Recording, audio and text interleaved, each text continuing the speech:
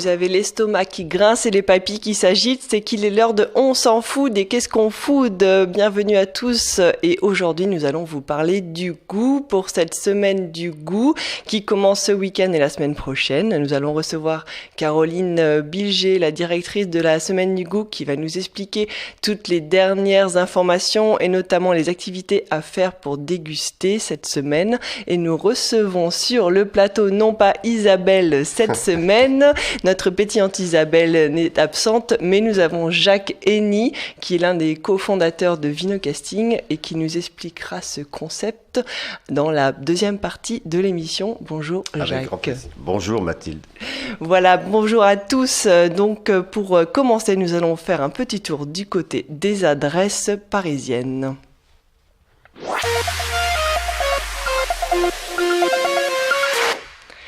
Alors, on commence avec les Enfants Rouges. Les Enfants Rouges, c'est un restaurant qui se situe dans le 3e rue de Beauce et qui en fait vient de changer son chef puisque c'est un japonais dans la grande mouvance des chefs japonais qui ont repris à Paris ou qui prennent possession de nos restaurants à Paris et c'est pour la bonne cause. On a été faire un petit tour du côté de ce restaurant pour éveiller les papilles et ça donne du bon et du très bon. On voit ici quelques planches de charcuterie en amuse-bouche. Ensuite, on passe par du crème de hareng douce, qui est absolument délicate. On a ensuite une cuisine qui nous sert des œufs au plat avec des girolles, des échalotes et de la ciboulette. Et ça donne faim, ça donne très faim. On a également la poitrine de veau braisé et rôti qu'on peut déguster.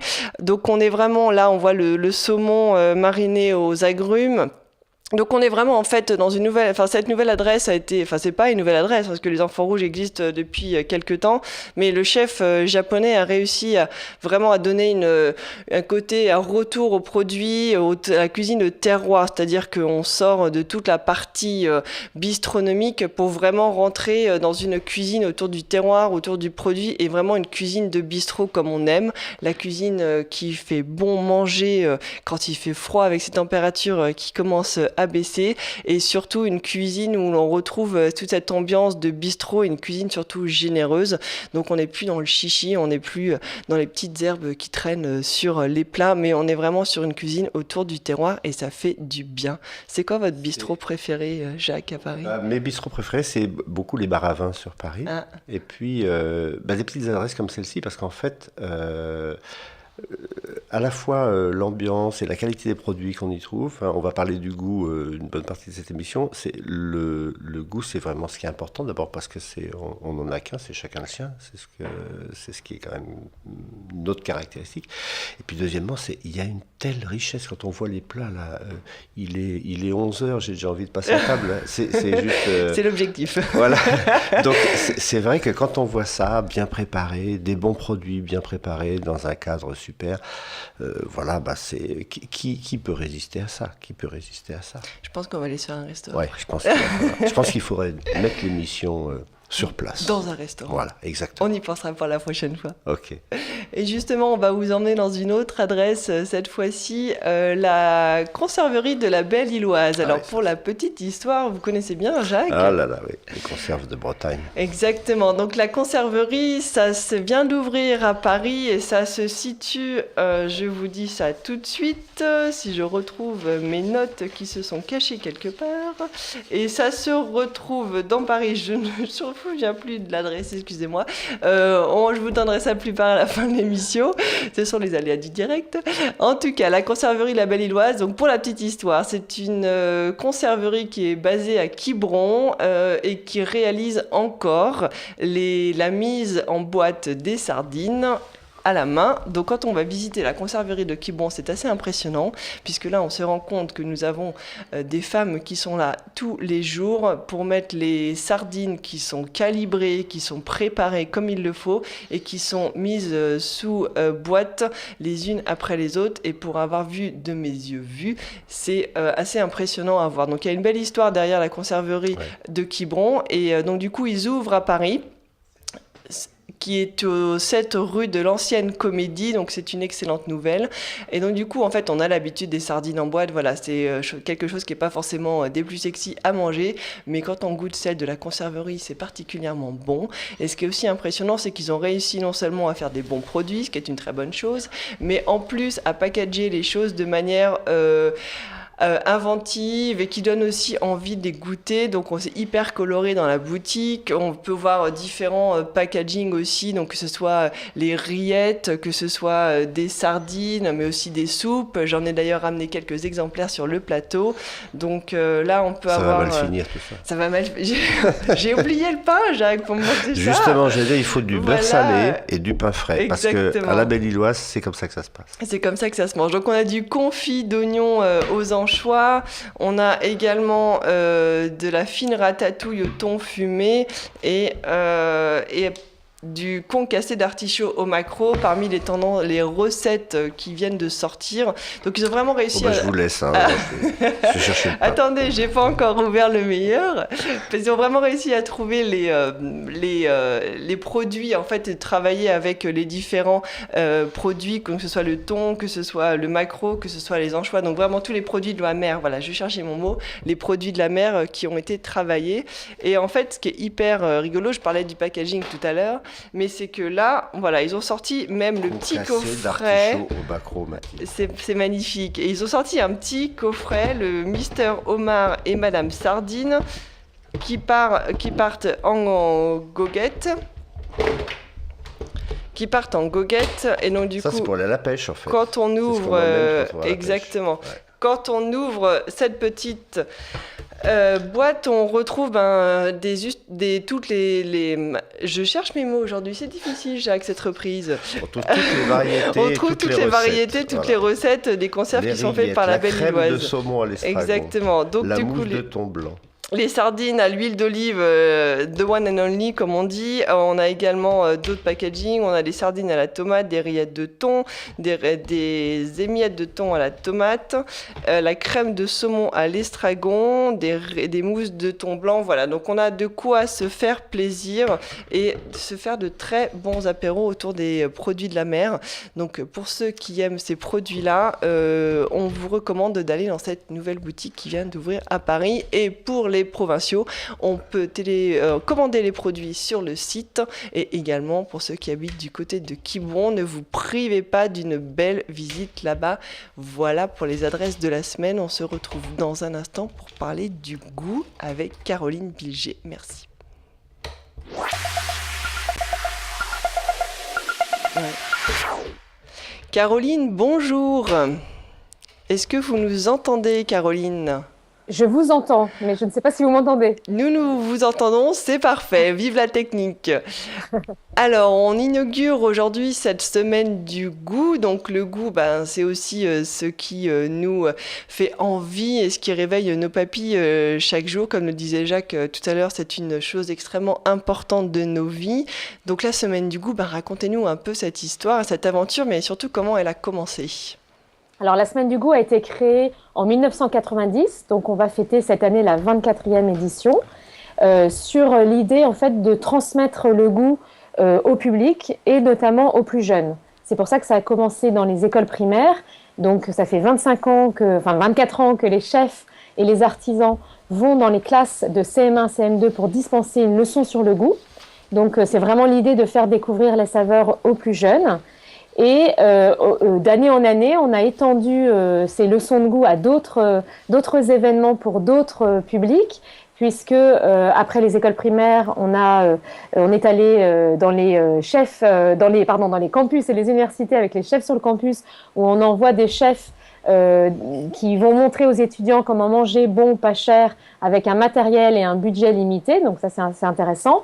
Et cette année, on a ouvert aux crèches, puisque on a investi les crèches avec Crèche Attitude, le réseau Crèche Attitude, où on va sensibiliser les bébés de 6 à 36 mois sur le goût et sur la diversité des saveurs. D'ailleurs, à ce sujet, j'ai vu qu'il y avait un livre qui avait été édité par... sur la pomme. Voilà, sur oui. les bébés et les hommes, oui. Je l'ai ici, ouais. par Goût Good goût. Voilà. Et Voilà. donc l'idée derrière ça, c'était vraiment de remettre le goût au bout du jour. Tout à fait, absolument. C'est un petit peu, enfin, c'est d'ailleurs la mission de la Semaine du goût, quels que soient les événements qui composent la Semaine du goût. L'idée, c'est vraiment de valoriser le goût et de transmettre le goût au public. Donc là, au bébé. Et donc Avec du ce coup, on livre. commence par les pommes parce qu'il y a une raison particulière. C'est un produit qui est assez facile d'accès en termes de goût, justement, et est aussi varié. Et c'est aussi la saison des pommes. Voilà, ça prend tout son sens, effectivement, mais c'est bien d'être dans la saison. Ça tombe bien. Ouais. Ça tombe très bien. Et Il paraît, juste, oui, Jacques. j'ai une question, parce qu'il paraît qu'en fait, le goût se développe entre 1 et 3 ans. Le goût se développe entre 1 et 3 ans, mais il se développe tout au long de la vie. Ouais. Ce qui se passe, c'est on s'éveille au goût de 1 à 3 ans. Le goût, c'est le seul des 5 sens qui a besoin, qui s'éduque en fait. On n'a pas besoin d'apprendre à voir, on n'a pas besoin d'apprendre à entendre. En revanche, on a besoin d'apprendre à goûter. Et c'est ce qu'on fait tout au long de notre vie. Alors évidemment, de 0 à 3 ans, on s'éveille au goût. Donc l'objectif, c'est évidemment de pouvoir varier au maximum les goûts entre 0 et 3 ans pour ensuite pouvoir continuer à éveiller son goût tout au long de sa vie. Ce qu'on fait à travers, en allant au restaurant tout simplement. Et d'ailleurs, la Semaine du goût incite les gens à se rendre dans les restaurants avec les tables du goût. Cette année, les restaurateurs, on a à peu près 400 tables dans toute la France qui vont proposer une surprise du chef. Donc je vous incite à y aller. C'est très simple, il y a un mot de passe. Le mot de passe, il est simplissime puisque c'est la Semaine du goût. Donc vous entrez, vous demandez, vous dites la Semaine du goût et vous avez le droit à cette surprise du chef qui va justement contribuer à éveiller vos papilles pendant cette semaine. c'est le sésame du restaurant, en fait. Ah, cette année, oui. Donc, Une en raison fait- supplémentaire, donc, pour aller tout de suite voir si nos papilles sont en pleine forme. Exactement. Donc le mot de passe, en fait, on le donne à l'entrée ou on le donne quand on commande? Comment ça se passe? Quand vous réservez ou quand vous commandez, vous dites Semaine du goût et vous avez le droit à la surprise. D'accord. Absolument. Bon. Et pour avoir la liste des restaurants, vous allez sur le site legout.com, il y a toute la liste des restaurants participants. Et on parlait tout à l'heure des enfants, justement d'où est née la Semaine du goût. Alors j'ai vu qu'il y avait aussi un sondage qui avait été fait par les enfants sur leurs ingrédients préférés. Alors est-ce que vous pourriez nous en dire un peu plus là-dessus? Alors oui, l'idée de cette action, c'est la mention approuvée par les enfants. C'était l'idée de faire tester par les enfants les produits pour les tester gustativement, pour voir si vraiment les produits, du point de vue de leur goût, étaient acceptés, approuvés par les enfants. Donc on a fait tester un certain nombre de produits, une vingtaine, 25 produits par 100 enfants, qui ont testé chaque produit et leur ont attribué une note leur permettant de voir s'ils pouvaient avoir justement cette mention approuvée par les enfants. Ça veut dire qu'à partir de 2014, début 2014, il y a une vingtaine de produits qui auront cette mention approuvée par les enfants. Donc on a quelques exemples sous les yeux. Donc ils ont particulièrement approuvé les gnocchis à poêler de chez Lustucru, les galettes jambon mozzarella emmental de Sodebo, les pizzas jambon emmental, les Smile Up de chez Macken, les Kinder Delice Ferrero, les petites roses de chez Andros. Il y a aussi des fruits à tartiner. Il y a bien évidemment les fameux Colins d'Alaska panés de chez Picard. Alors on est sur des grandes marques de la distribution. On est aussi sur, excusez-moi, je vous coupe, il y a aussi la soupe. Il y a une soupe de chez Knorr et on était d'ailleurs ravis de voir que la soupe aux légumes avait également une très bonne note en termes de goût. Que les enfants aimaient la soupe, effectivement. Alors, justement, on est un peu dans le cliché ici, mais quand on reprend le Colin Alaska pané de chez Picard, c'est vrai que malheureusement, quand on demande à des enfants à quoi ressemble un poisson, généralement, on se retrouve sur des dessins avec un beau carré jaune. Alors, comment fait-on pour combattre ce carré jaune ? Mais c'est exactement ce qu'on fait avec les leçons de goût. C'est pour ça qu'on vient chaque année dans les écoles avec un chef ou un boucher ou un poissonnier, du coup, qui vient justement parler de goût aux enfants, qui vient leur présenter des produits, leur faire tester des produits. Et c'est ce qu'on fait depuis 1990. Il y a des milliers d'écoles en France qui reçoivent un chef, comme c'est le cas dès lundi. Et c'est grâce à cette transmission que justement les enfants vont bien connaître les poissons plutôt qu'un poisson carré. Sachant que cette année, en plus, on envoie des fiches pédagogiques à toutes ces écoles. Et dans ces fiches pédagogiques ont été faites en collaboration avec l'INRA. Et justement, on détaille l'ensemble de ces produits, on les présente, on les montre, on explique la réalité de ce qu'il y a derrière un poisson carré. Et je trouve ça intéressant parce que justement les enfants sont quand même au cœur de toutes les émissions, enfin au cœur non, mais ils sont présents dans les émissions de télé culinaires, que ce soit Top Chef, que ce soit même les défis que peuvent faire Norbert et Jean, où il y a toujours une thématique sur comment aimer faire les légumes aux enfants, ce genre de choses. Donc je trouve ça intéressant de pouvoir justement montrer aux enfants, faire tout l'apprentissage du goût et puis que derrière les papilles puissent se développer. Et puis, Oui, il y a aussi le fait, je ne sais pas si vous le... Parce qu'en fait, faire venir les chefs dans les écoles, c'est que la cuisine simple avec des bons produits, tout le monde peut la cuisiner. Donc, la femme qui travaille, qui rentre le soir, qui doit faire le dîner pour ses enfants, la découverte gustative, c'est aussi tout simplement de cuisiner des bons produits simples. Je ne vais pas refaire ce que d'autres ont fait bien mieux que moi, mais il y a sur les marchés, il y a des produits qui sont de qualité, des produits qui sont faciles à cuisiner. Et ça, c'est vraiment important aussi de le descendre au quotidien. C'est ce qu'on montre d'ailleurs à travers les chefs sur le campus, puisqu'on montre aux étudiants comment manger bon, pas cher, avec des produits très simples et un matériel de cuisine très simple. Mais on le fait aussi par les ateliers du goût, parce que les ateliers du goût, il y en a plus de 2000 en France, où en fait on propose des animations sur le goût aux parents, justement. Aux mamans aussi, comme vous le dites, mais il n'y a pas que les mamans. Et on leur explique, on leur donne aussi des petits trucs, des petites astuces pour pouvoir justement cuisiner simplement pour leurs enfants, pour leur famille.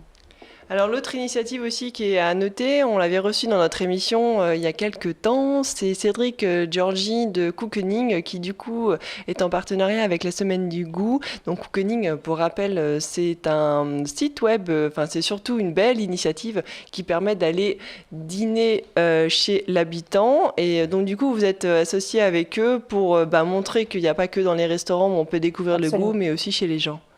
Absolument. Et à cette occasion, d'ailleurs, pendant la Semaine du Goût, on offre 5 € de réduction pour tous les dîners qui se passent justement chez l'habitant pendant la Semaine du Goût. Et j'ai vu aussi que du côté du Loiret, il y avait des choses qui se passaient. Alors, étant originaire de cette région, ça me tient particulièrement à cœur, notamment autour des différents châteaux de la région. Donc, il y a des ateliers qui vont se passer là-bas. Tout à fait. Il y a le château Sully-sur-Loire. Je ne vais pas vous faire la liste des châteaux, je pense que vous les connaissez. Mais il y a le château de Meung-sur-Loire. Il y a le château je ne les connais pas par cœur, de Chamerolle. Il y a Chamerolle, il y a Surly-sur-Loire, Main-sur-Loire, La Ferté-Saint-Aubin et la Bussière. Voilà. Tout à fait. Et dans ces châteaux vont avoir lieu de multiples ateliers du goût pendant toute la semaine, tout au long de la semaine. Il y a des dégustations, il y a des producteurs qui vont venir dans le château pour proposer des animations autour du goût. Donc c'est très très varié puisque c'est à la fois des producteurs de légumes, il va y avoir des poissonniers, des bouchers, des boulangers. Donc c'est vraiment très varié, c'est très très... Il y a énormément de choses. Je vous invite à aller sur toujours le site legout.com pour voir le détail de ces actions parce qu'il y en a énormément. Le Loiret c'est énormément mobilisé cette année et on en est ravis d'ailleurs. Et je vous invite d'ailleurs vous à y aller parce que c'est votre région. J'irai. Je vous invite à voir sur place parce que je pense que ça sera une belle opération. C'est raisonnable, le goût il est partout.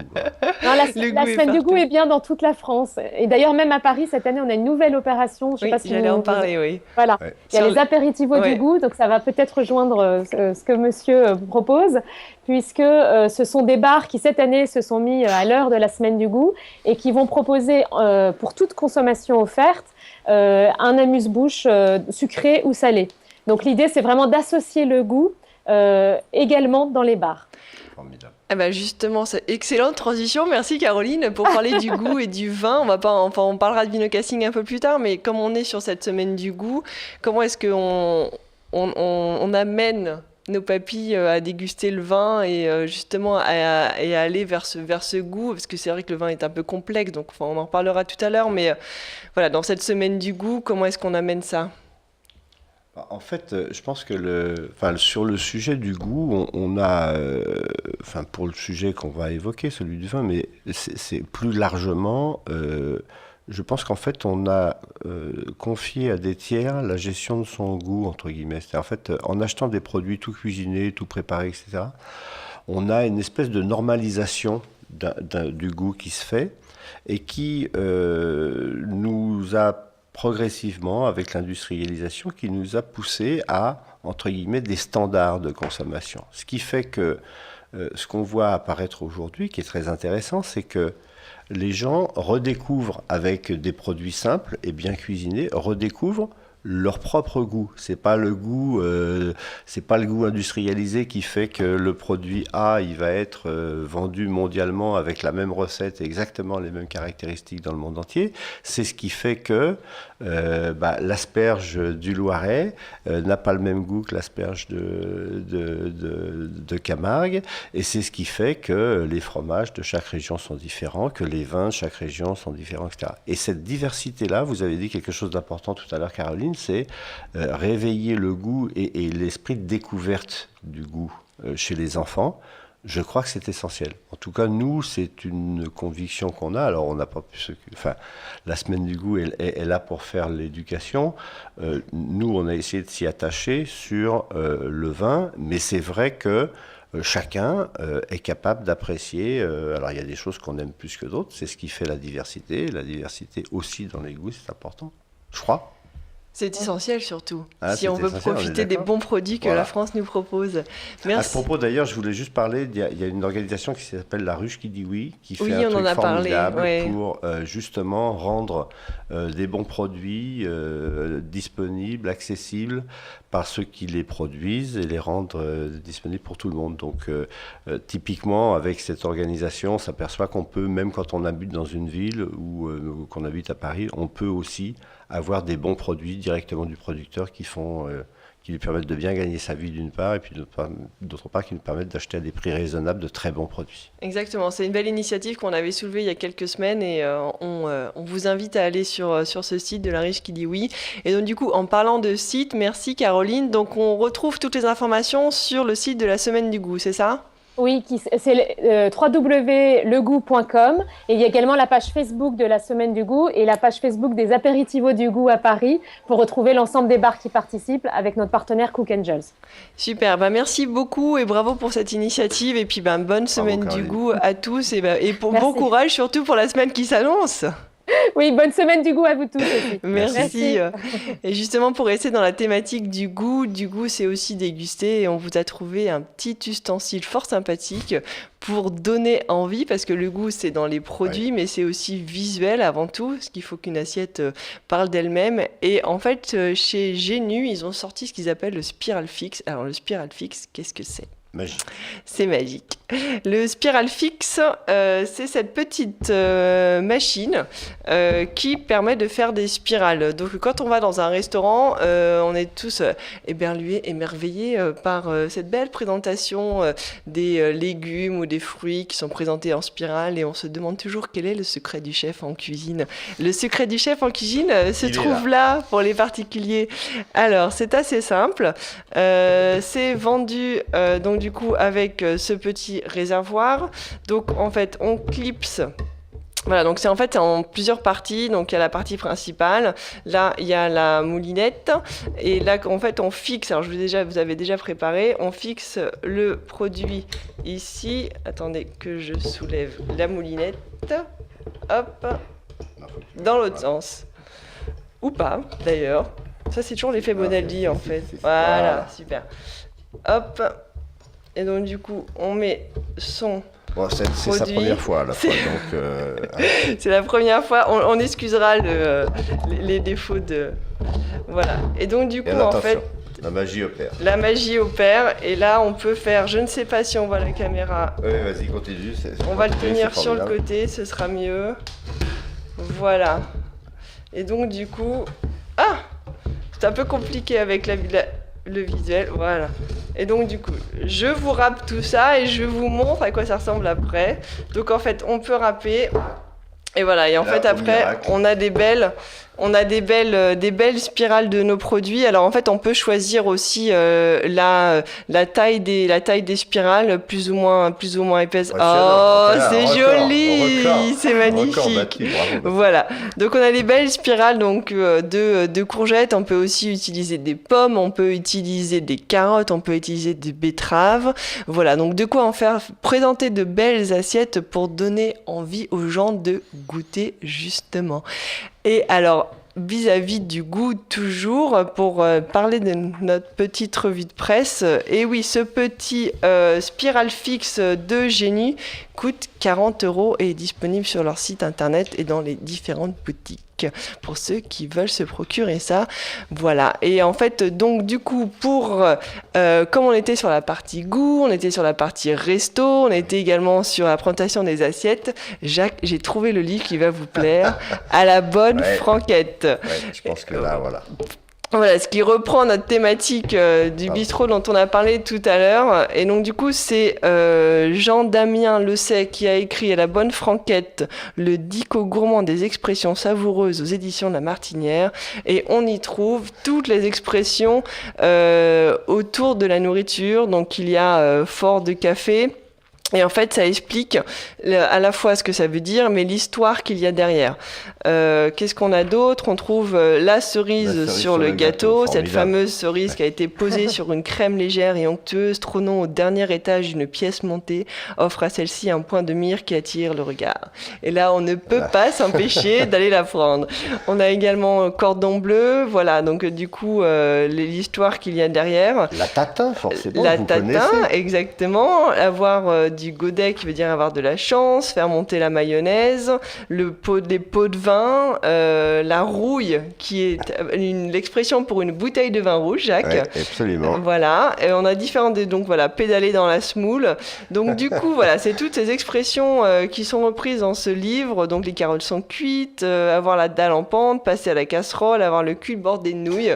Voilà, donc de belles expressions françaises autour de la nourriture. C'est aux éditions La Martinière pour 19 € et je pense que ça vaut le coup de se procurer. Moi je dis, on se procure ce petit livre et on va se faire une bonne table, un petit apéro, voilà, avec un petit verre et là je pense qu'on est bon. Quoi qu'il arrive. Exactement, et à boire avec modération ce petit verre, bien entendu. Bien évidemment. Voilà pour toute cette partie du goût. Merci Caroline encore. Et merci à vous. Retrouve Jacques pour notre rubrique en direct du verre. À tout de suite.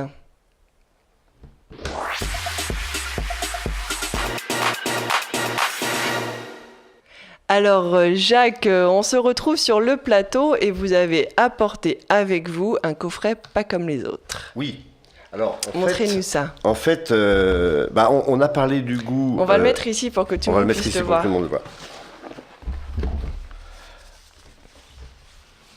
Voilà, alors du coup, en fait... Voilà. On a parlé du goût, et en fait, aujourd'hui, le goût est central, en fait, dans tout ce qu'on évoque, puisqu'en fait, on a, sur le vin, notre idée est très simple, en fait, on est quelques associés passionnés par le vin, dont un qui est professionnel du vin. Et on s'est rendu compte, en fait, je ne sais pas comment c'est pour vous, Mathilde, mais en tout cas, autour de nous, on a beaucoup de gens qui sont dans la même situation, c'est que il y a on a l'impression que dans le vin, il y a ceux qui savent et ceux qui ne savent pas. Je pense que c'est assez clair. Ceux qui savent, ils sont pas beaucoup. Le monde est partagé entre... on a l'impression que c'est même un peu délicat, parce qu'on a l'impression que quand on ne sait pas, on n'a rien à dire sur le vin, alors que ce n'est pas vrai, parce qu'en fait, là encore, le goût, chacun en a un. Et donc, il y a les experts disent, il y a les petits et les grands vins. D'ailleurs, c'est même devenu une appellation, les petits vins, les grands vins. Alors qu'en fait, la réalité, c'est qu'il y a les goûts qui vont bien à chacun. Et il y a les vins donc, qui vont bien à chacun. C'est-à-dire qu'on peut, les uns et les autres, devant la diversité, il y a un peu plus de 600 appellations contrôlées IGP en France, on s'aperçoit qu'en fait, il y a quasiment autant de combinaisons de palais que de plaisir et d'appétence aux différents vins.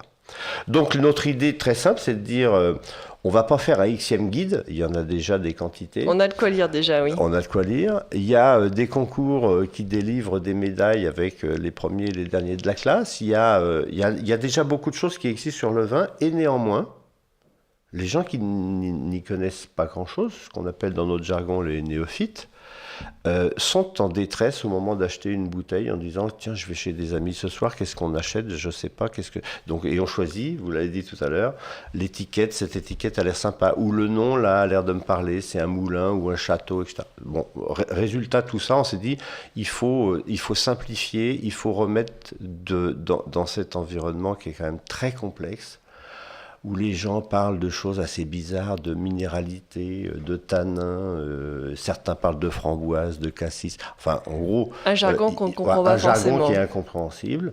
On s'est dit, il faut remettre de la simplicité sur tout ça.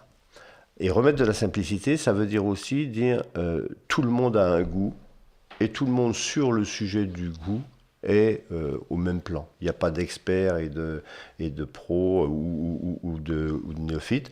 Tout le monde a un goût et chacun est capable de dire ça je l'aime pas. Et on est parti de ça en fait avec un professionnel du goût qui a une école du vin qui s'appelle Guillaume Barthélémy, donc lui, son métier est vraiment de trouver les bonnes bouteilles qui vont bien quand ses clients sont dans sa cave. Lui, son métier, c'est d'essayer de détecter leur goût pour leur proposer les bonnes bouteilles.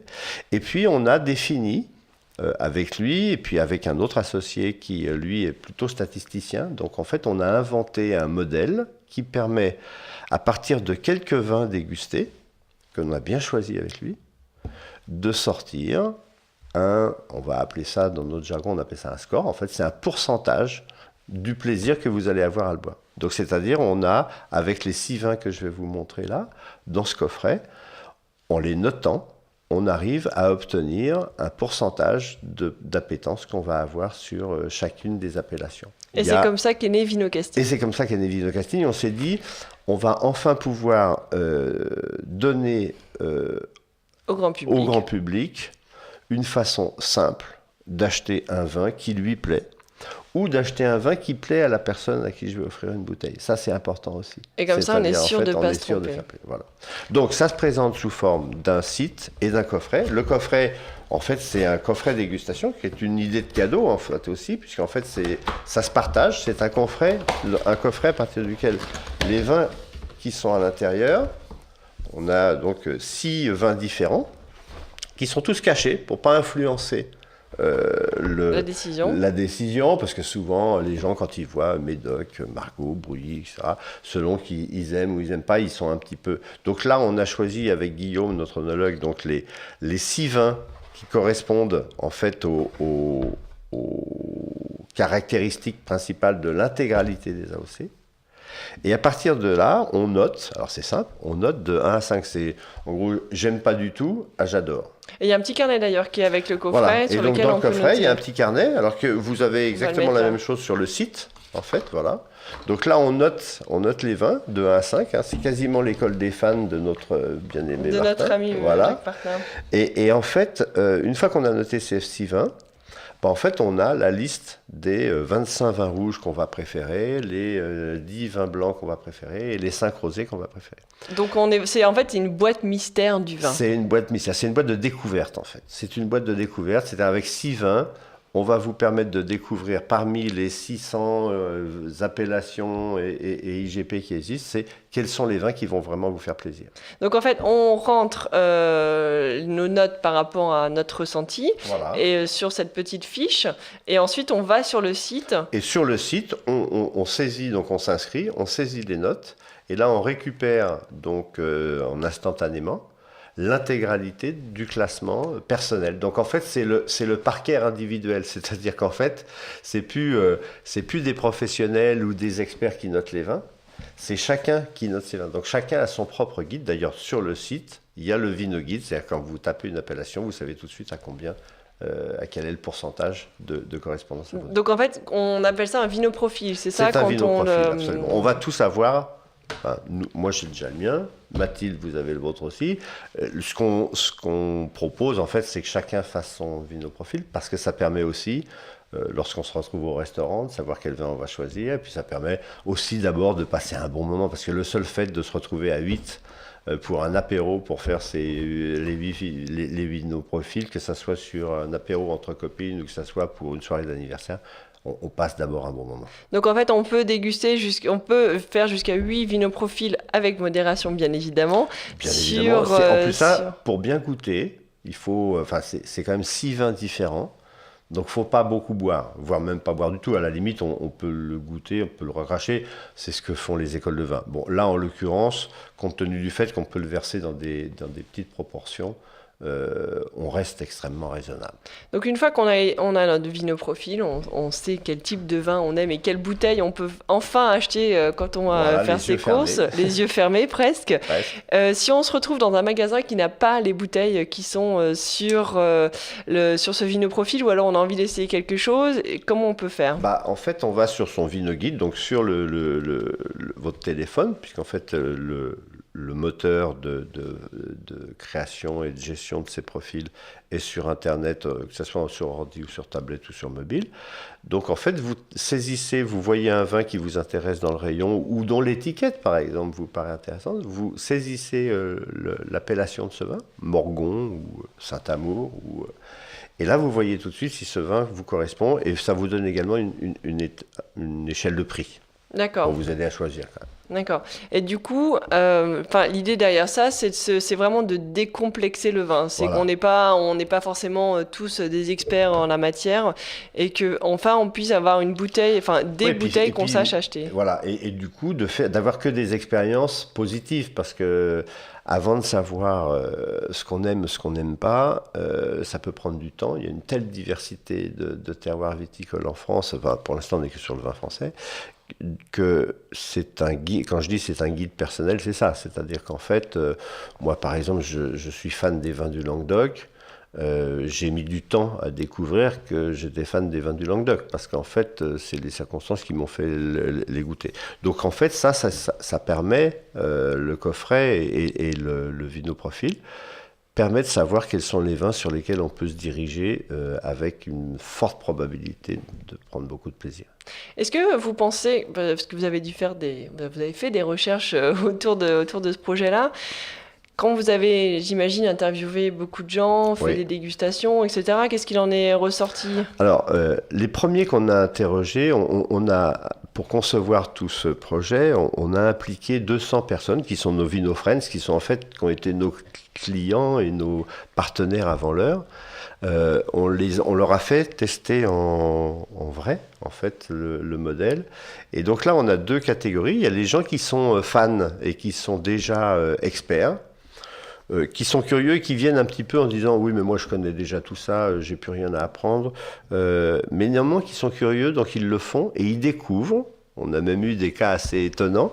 Ils découvrent des appellations auxquelles ils n'auraient pas pensé et dont en particulier ils n'étaient pas forcément naturellement portés. Donc ils les découvrent. D'ailleurs, certains m'ont dit, écoute, depuis que j'ai fait mon vinoprofil, j'ai essayé des vins que j'avais oubliés ou que je ne voulais pas prendre. Et puis, pour l'essentiel, donc des gens qui n'y connaissent, qui ne sont pas des experts, qui sont des néophytes, c'est un grand bonheur. Enfin, le bonheur de savoir enfin comment je vais faire quand je vais être devant le rayon. Une révélation. Une révélation.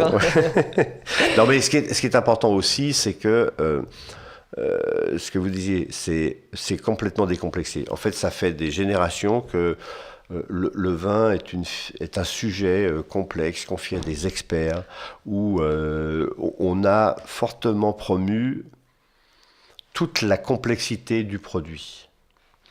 Et nous, notre ambition, elle est de repartir non pas du produit, parce que les produits, ils existent, il y a déjà toute cette diversité, mais plutôt de repartir du goût de chacun. C'est pour ça que le sujet du goût, pour nous, est vraiment central. C'est que y a des gens qui aiment le pamplemousse, il y en a qui n'aiment pas le pamplemousse. Et puis, c'est pas un drame. Non. Bon. Et bien sûr, le vin, c'est pareil. Moi, j'adore le Gigondas. Je ne suis pas fan du Saumur. Eh bien, c'est pas un drame. Puis il y a des gens qui sont fans de Saumur, puis qui n'aiment pas le Gigondas, et c'est tant mieux.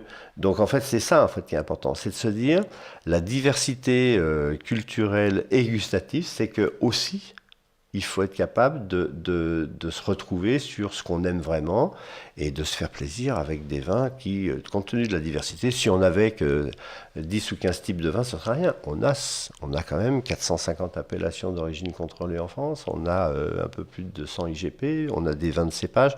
Tout ça, c'est très compliqué. C'est une forêt dans laquelle on peut se perdre. Nous, on est juste le petit guide, en fait, hein, mais le guide personnel, c'est en fait qui part de chacun. Mais est-ce que du coup vous pensez que le vin est en fait un des sujets qui est devenu finalement l'un des plus complexes, enfin qu'on a réussi à complexer encore plus? Oui, je pense qu'en fait, d'ailleurs on n'aurait pas fait ça s'il n'y avait pas cette complexité. Ceux qui nous ont impressionnés, c'est, je suis allé rencontrer des patrons d'hypermarchés, des enseignes de la grande distribution, etc. Et ils nous ont dit tout de suite, ils nous ont dit, mais vous avez trouvé le truc. C'est-à-dire qu'en fait, eux, ils savent bien, ils voient bien leurs clients qui sont notamment des gens qui sont des consommateurs de vin occasionnels. Vous faites une soirée, tout à l'heure, là, on a parlé de, tiens, ben voilà, on va repartir des conserves de la Belle-Illoise. De la Belle-Illoise. Je vais faire un apéro parce qu'on m'a offert le coffret de la Belle-Illoise. On se fait un apéro entre amis avec le coffret de la Belle-Illoise. Qu'est-ce qu'on prend ?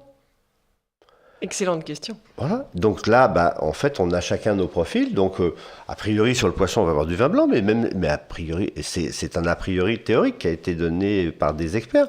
Mais si je raisonne d'un point de vue purement gustatif, je peux trouver des vins rouges ou des vins rosés qui vont très bien aller avec le confit d'oignons aux anchois. Bon, bah ça, par exemple, et ce ne sera pas forcément celui qui me plaira le plus, donc je vais peut-être prendre le thon fumé fine ratatouille.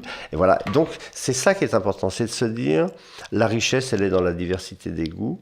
Il faut juste avoir un moyen de s'y retrouver. Donc notre seule ambition, c'est de dire tous les gens qui ont du mal à choisir un vin, qui galèrent quand ils sont dans le rayon du supermarché et qui au final ont un peu peur d'aller chez un caviste parce qu'ils se disent est-ce que je vais être à la hauteur de ce qu'il va me poser comme question. Nous en fait tout est très simple. D'abord, on note sur 5, hein, donc on est l'anti-Parker. Je ne connais pas M. Parker, mais bon, on est l'anti-complexité. Et en plus de ça, je pense que la diversité de nos productions en France doit, pour pouvoir survivre, elle doit trouver des publics. Et pour que tous les vignerons qui font des bons produits puissent vivre, il faut aussi qu'ils aient des clients qui trouvent les clients qui correspondent, dont le goût correspond à leurs produits. Donc on est un peu aussi, c'est une activité de mise en relation et de mariage qu'on développe. Hein. Il faut que chaque client, faut que chaque vinocasteur ou vinofriends trouve son vin et du coup il trouvera son vigneron. Donc c'est son compagnon en fait. C'est son compagnon. C'est une belle histoire. Oh, c'est beau, ça, c'est beau. Je savais même pas qu'on était allé juste là en faisant vinocasting, mais maintenant en cherchant, voilà, en cherchant bien. Et où est-ce qu'on trouve cette petite merveille alors ? Alors cette petite merveille donc, est en vente en ligne, donc sur notre site Vinocasting. Il y a également sur le site donc toute l'explication de la façon de découvrir le vin. Le coffret est en vente 50 €. On a également 2 points retrait qui permettent, parce que ça pèse lourd quand même, donc les coûts de transport sont assez élevés, trop élevés à notre goût, donc du coup on est en train de créer un réseau de points de retrait. Donc la New Cave à Paris, la cave de notre associé Guillaume, concepteur du modèle, et puis un restaurant également à Lyon, et puis on va ouvrir progressivement sur toutes les villes des points de retrait du coffret. Et puis au-delà du coffret, on peut aussi faire son profil à travers des manifestations, ce qu'on appelle des vino-sessions. Et là, on va commencer à se déplacer un petit peu dans toute la France pour le faire. Mais c'est une belle histoire, parce que vous êtes une start-up, enfin ce qu'on appelle une start-up. Alors oui, absolument. Fait. Alors on est un groupe d'amis en fait, puisqu'on s'est retrouvés, on a tous des compétences particulières. Aucun, sauf Guillaume, ne sommes des professionnels du vin. Jean-Claude, un de mes associés, lui est un entrepreneur, est un serial entrepreneur après avoir fait du conseil. moi-même, j'ai fait de la création d'entreprise et beaucoup de marketing. On a la patronne du projet, c'est-à-dire celle qui porte tout ça à bout de bras, elle s'appelle Mélodie, et elle, c'est une femme. Point important aussi, il se trouve que les études nous ont montré que plus particulièrement les femmes sont en recherche d'une aide pour choisir un vin. Et alors, ce qui est intéressant les mecs se la jouent un peu. Les mecs se la jouent un peu, exactement. Je m'y connais, c'est moi qui choisis. Je m'y connais. Il faut savoir que, je ne vais pas faire de la pub pour un grand magasin de vin, mais ils ont fait une étude, ils montrent qu'il y a à peu près un tiers seulement de ceux qui disent « je m'y connais » qui s'y connaissent vraiment. Donc c'est intéressant parce que ça... Donc c'est intéressant. En gros, c'est vrai aussi que... la consommation de vin ne peut plus être exclusivement masculine, le choix du vin non plus. On s'aperçoit aussi, par exemple, à travers le boom du rosé, que la population qui consomme du vin est en train de changer. Et on s'aperçoit également que la nature des vins consommés, et nous, on porte beaucoup ce modèle-là, c'est que on ne consomme peut-être moins de vin, mais qu'on consomme des vins de meilleure qualité. Et mieux peut-être. Et mieux. Oui. Voilà. C'est-à-dire qu'en fait, en buvant un vin qui me plaît, je ne bois pas pour boire, hein. Je bois pour me faire plaisir et pour découvrir le produit. Et c'est le plus important. Et c'est le plus important, absolument. Et cette petite boîte, du coup, elle est disponible au prix de... Disponible au prix de 50 € sur toutes les bonnes pages internet du site Vinocasting. Un joli cadeau de Noël. Voilà, un joli cadeau de Noël, parce que c'est vrai qu'en plus ça, c'est pour 8 personnes, c'est-à-dire qu'en fait, on arrive à une soirée avec le coffret, et on se fait plaisir à 8, et on passe un moment vraiment sympa ensemble. Et il est très sympa le coffret en plus, tout en noir, donc il y a un côté mystère assez voilà, on a voulu faire, c'est pas le coffret bois, c'est pas le coffret, c'est quelque chose de différent. Et puis la petite poignée pour le porter. Pour le transporter. Même, voilà. Et ce qui est intéressant aussi, c'est donc on voit effectivement, du coup maintenant en magasin, on sait quel vin choisir. Quand on va chez des amis, donc si on est connecté avec ces amis-là sur le site, on peut voir leur vinoprofil, alors voilà, c'est ça ? C'est que le vinoprofil de chacun peut devenir public, il suffit de le décider. Ce qui veut dire que je peux découvrir tous ceux qui ont fait leur vinoprofil, qui sont dans mon entourage. On peut d'ailleurs sur la page Facebook du site découvrir déjà quelques petites illustrations sur ce point. Et puis, on envisage bien évidemment, vous parliez l'autre jour du rôle social du vin. C'est vrai aussi que... Notre volonté est de redonner du sens et de la convivialité à la consommation de vin pour aussi faire en sorte que ça soit une expérience à partager. Donc on a cette ambition de faire en sorte qu'on facilite l'entrée en relation. On a fait d'ailleurs pour nos Vino Friends, qui sont ceux qui nous accompagnent depuis quelques mois sur le projet, on a fait des soirées où les gens arrivaient, ne se connaissaient pas, pour justement fiabiliser notre calcul d'appétence.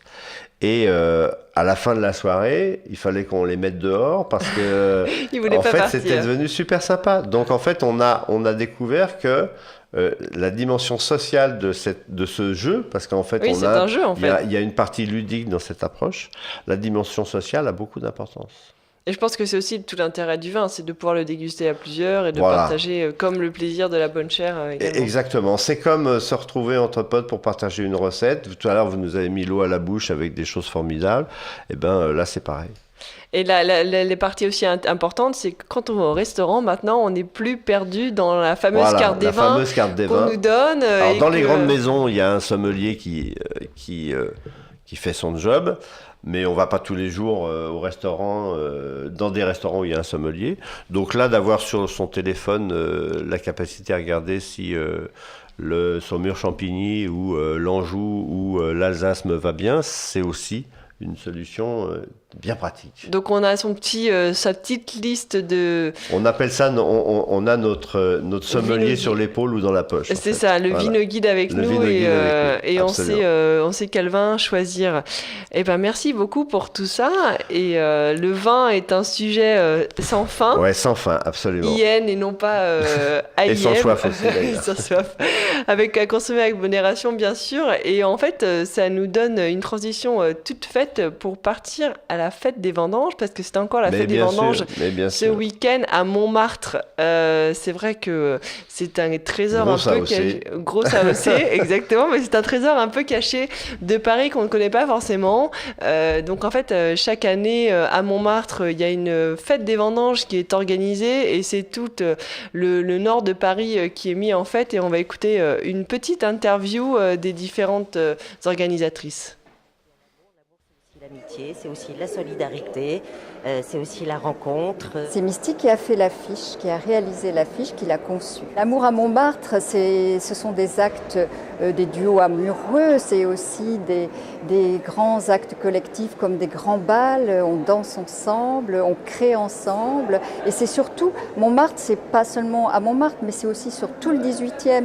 On s'adresse aux enfants, on s'adresse aux personnes âgées, on s'adresse absolument à tout le monde. Et pour toutes les couches sociales.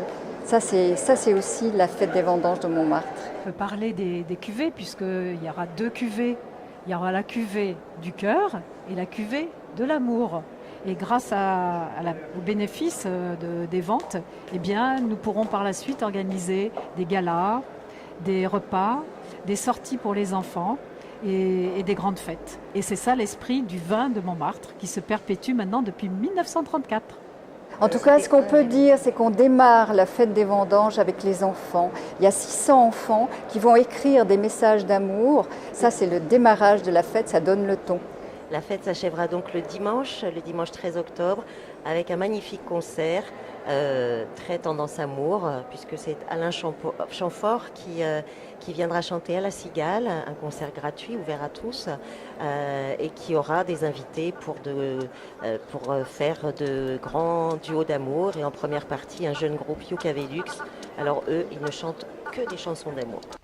On a bien vu que les fêtes de Montmartre étaient sur l'amour cette année, c'est joli, non ? C'est formidable, formidable.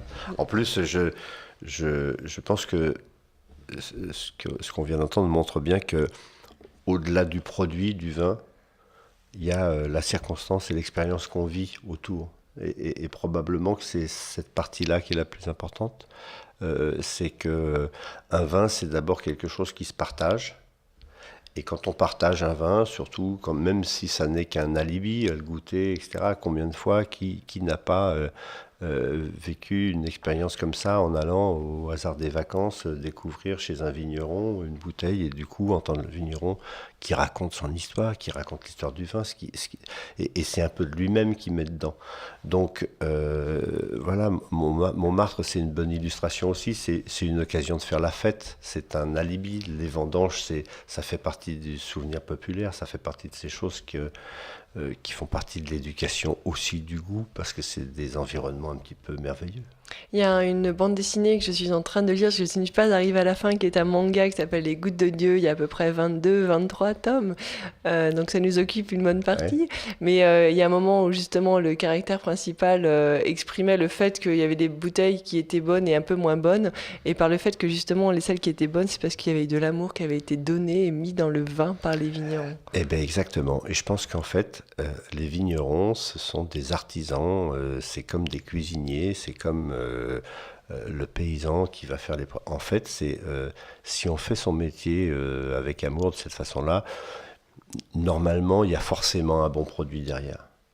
Et ce qui est le plus important aussi, c'est de se faire plaisir dans cette semaine du goût qui s'annonce.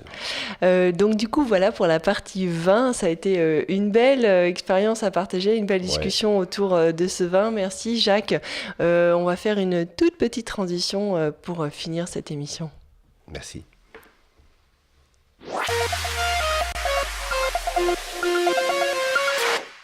Alors du côté des événements, des coups de cœur et des coups de gueule de la semaine, si on reste sur ce thème de l'amour, il y a la partie de l'agenda des chefs. Alors je ne sais pas si vous avez suivi, le mois d'octobre est dédié à la lutte contre le cancer du sein. Et donc du coup il y a plusieurs initiatives qui ont été menées autour de ça, et notamment l'agenda des chefs qui a été édité en partenariat avec KitchenAid, et en fait c'est donc du coup l'agenda 2014 qui est édité avec différentes, donc c'est des chefs qui ont travaillé avec des femmes, donc il y a la partie agenda classique pour noter tous ces petits rendez-vous ou ces prises de réservation dans les restaurants. Donc on retrouve les astuces des chefs sur les différentes pages. Donc par exemple, si vous allez au mois de février, vous savez que pour démouler un gâteau facilement, il faut retourner le moule sur le support souhaité et placer un torchon mouillé par-dessus. Voilà, des petites choses à savoir. Mais ce qui est aussi intéressant, si on sait pas ça, exactement. Mais donc du coup, ils ont demandé à des chefs de travailler sur différentes recettes. Il y a aussi des femmes qui sont mis à l'honneur. Là, on retrouve une recette de pied de porc farci et sa salade de légumes croquants par Yadira Defrada et Sylvain Rivard. C'est un peu ça le problème de cette émission, c'est qu'effectivement c'est que l'heure n'est pas la bonne, ou alors il faut pas qu'on le fasse. Voilà. Donc il y a des belles recettes qui ont été mises en avant avec des conseils. En plus, c'est assez ludique et l'agenda est assez sympa et ça se glisse facilement dans son porte-monnaie. Et donc du coup, je voulais faire une petite transition. Oui. Il y a un petit point, c'est dans le vin, on trouve de plus en plus de femmes vigneronnes. Oui, c'est vrai. Et on trouve également dans les restaurants de plus en plus de sommelières. Et ça, c'est très bien parce qu'en fait, comme vous le disiez tout à l'heure, les femmes sur le vin, elles se la pètent pas.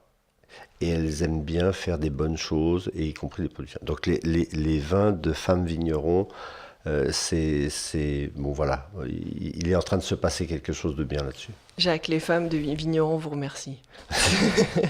Donc du coup, donc pour les femmes, et si vous voulez faire un geste envers les femmes et pour soutenir cette lutte contre le cancer du sein, rendez-vous sur le site www.agendadechefs.com pour acheter cet agenda au prix de 9,90 € qui est en vente depuis le 1er octobre et qui du coup permet de soutenir tout ça. Voilà, donc ça c'est une première belle initiative. La deuxième également, l'autre initiative à souligner, c'est nous sommes le 11 octobre et c'est la journée mondiale de l'œuf. Et oui, on ne pensait pas, mais ça l'est. Voilà, donc du coup, en fait, cette journée mondiale de l'œuf, qu'est-ce qu'il faut savoir dessus ? En fait, c'est des professionnels français de l'œuf qui se mobilisent en faveur des plus démunis. Et cette année, ils vont offrir 400 000 œufs à des associations caritatives. Donc dans le cadre de cette journée qui est organisée dans le monde entier par la International Egg Commission. Et donc du coup, c'est la 3e participation de cette filière à cette grande opération mondiale. Il y avait déjà eu 200 000 œufs qui avaient été offerts l'année dernière. Donc du coup, cette fois-ci, on multiplie les dons. Il faut savoir en fait que la France est la championne d'Europe de la production et de la consommation d'œufs, puisqu'il y a près de 100 milliards d'œufs qui ont été produits en 2012, que l'Europe est le 2e producteur mondial d'œufs et que la France est en 2012 resté ce premier producteur de l'Union, ex-aequo avec l'Allemagne, avec 12,5 milliards d'œufs produits. Voilà, donc du coup une belle initiative. Des omelettes de folie. Avec justement tous les produits et pour se faire plaisir. Vous avez une belle recette. Et c'est les champignons en ce moment. Et c'est les champignons, voilà, mais c'est magnifique. Omelette au cèpe, les girofles, enfin en gros c'est le moment ou jamais d'associer les champignons. Les champignons et les œufs. Vous avez une bonne recette d'œufs, Jacques, ou pas ? Les œufs en meurette, par exemple, c'est pareil, ça fait partie de ces choses simples. On aime ou on n'aime pas, mais l'œuf vigneron, par exemple, bon, je fais un parallèle un peu, mais c'est vrai que les œufs sous toutes leurs formes, y compris la plus simple, c'est un œuf coq avec du pain frais. Il n'y a rien de meilleur. Et pour terminer sur cette semaine et cette émission, le petit coup de gueule de la semaine quand même. Alors ce coup de gueule, c'est un calendrier. Après l'agenda des chefs, on reprend le calendrier des chefs, cette fois-ci du Nord Pas-de-Calais, avec son photographe Thomas Musselet qui met en scène des chefs. Et cette fois-ci, il y a un chef étoilé, Éric Delerue, qui a été pris en flagrant délit de photo-shooting avec lui sur sa planche à repasser et des femmes à moitié déshabillées autour de lui. La condition féminine en prend un coup et ça, on n'est pas d'accord. Voilà, merci à tous pour cette émission et de nous avoir suivis. J'espère que nous vous avons mis l'eau à la bouche et merci encore Jacques pour cette belle présentation. Merci de cette belle partie d'échange et de découverte parce que ça a été vraiment intéressant. Merci à vous. Rendez-vous sur les réseaux sociaux, notamment sur le fil Twitter @qu'est-ce-qu'on food et #qu'est-ce-qu'on food et à la semaine prochaine. Merci à tous. Au revoir.